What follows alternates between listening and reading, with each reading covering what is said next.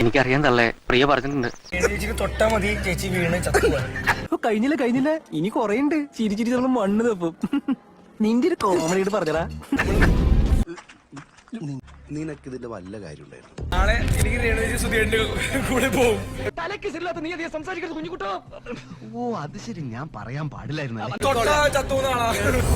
നിന്റെ അടുത്ത് പറഞ്ഞല്ല ആവശ്യമില്ലാത്ത മണിക്കൊക്കെ ഉണ്ടാവും. പ്രയോഗം പ്രയോഗിക്കല്ലേ.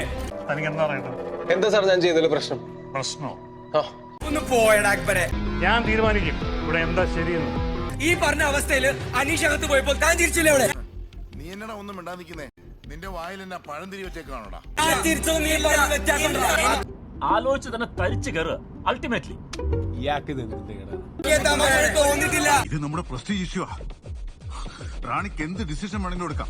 അതിന്റെ ഫുൾ റെസ്പോൺസിബിലിറ്റി ഞാൻ ടേക്ക് ഓവർ ചെയ്തോളാം.